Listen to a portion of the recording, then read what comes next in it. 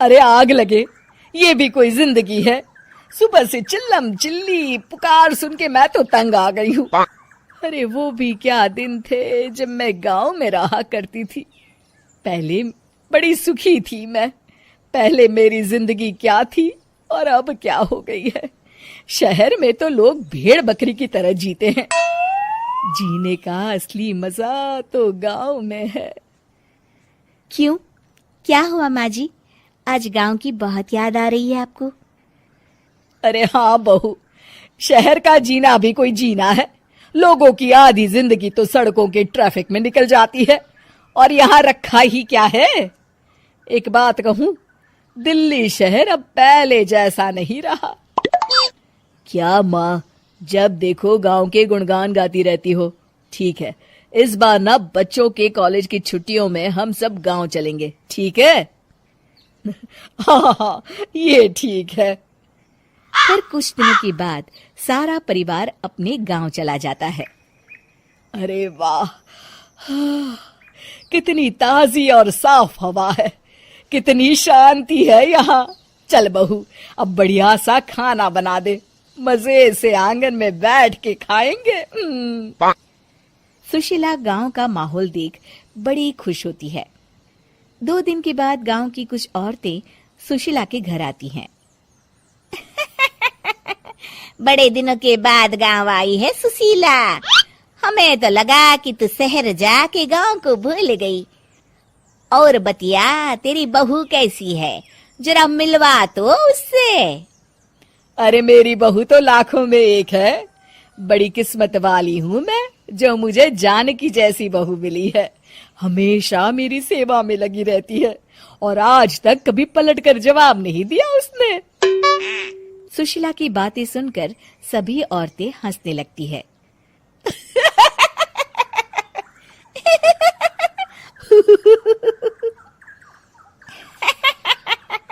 अरे कुछ भी बोले जा रही है। तबीयत तो ठीक है? तेरी बहू चांद से आई है क्या? क्यों बहनों, दुनिया की कोई भी बहू अच्छी होती है क्या? सब औरतें ममता की हाँ में हाँ मिलाती हैं। अरे मैं तो कहती हूँ दुनिया की हर बहू सास का खून चूसने वाली डायन होती है, डायन। मैं तो एक बिल में 1000 सांप के साथ रह सकती हूँ, लेकिन अपनी बहू के साथ नहीं रह सकती। हाँ, तूने सही कहा। मेरी बहू तो तेरी बहू से भी 2 कदम आगे है। सब औरतों की बातें सुनकर ममता मन ही मन बड़बड़ाती है। अरे ये गांव सुधर गया, लेकिन औरतें नहीं सुधरी। अगर थोड़ी देर और इनकी बेवकूफी भरी बातें सुनूंगी तो मैं सच में पागल हो जाऊंगी। फिर सुशीला उन औरतों को घर से दफा कर देती है और राहत की सांस लेती है। अरे बहू, जरा बाम लाके मेरे सर पर तो लगा दे। उन औरतों की फालतू बातें सुनकर मेरा सर चकरा गया है। इस गांव की औरतों का तो भगवान ही मालिक है। फिर अगले दिन सुशीला की सास उससे कहती है, अरे बहू, तू यहाँ क्या आराम फरमाने आई है? आखिर ये तेरा ससुराल है।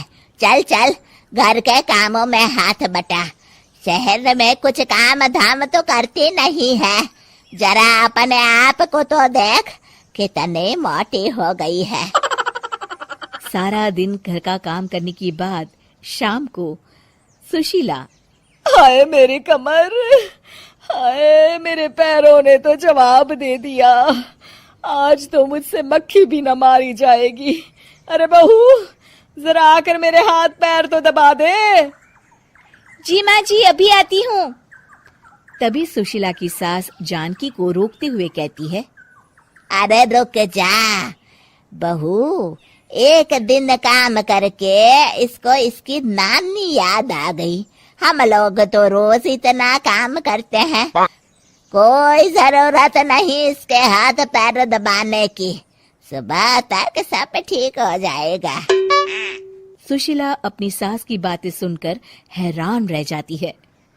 इस तरह धीरे धीरे गांव आने के बाद सुशीला की परेशानी शुरू हो जाती है। फिर एक दिन अरे आज तो मैं कपिल शर्मा देखूंगी क्योंकि आज संडे है। सुशीला जैसे ही टीवी ऑन करती है तभी बिजली कट जाती है। अरे सत्यानाश, इस बिजली को भी अभी जाना था। इतने दिनों से मैं टीवी सीरियल देख नहीं पाई। हमारा देश इतनी तरक्की कर रहा है, अरे पता नहीं ये गांव कब सुधरेगा। अरे अब तो 2 दिनों के लिए बिजली को भूल जा, ये तो यहाँ रोज की बात है।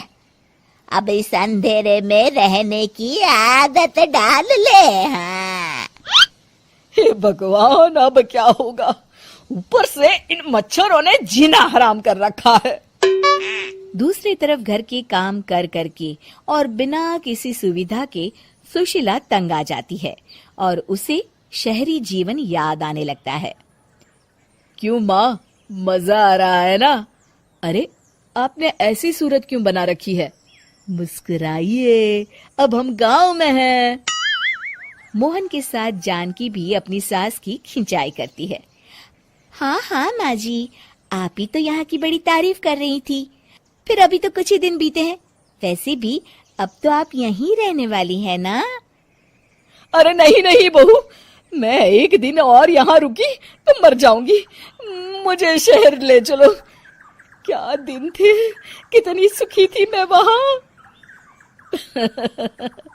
ठीक है माँ, हम कल ही वापस शहर चले जाएंगे।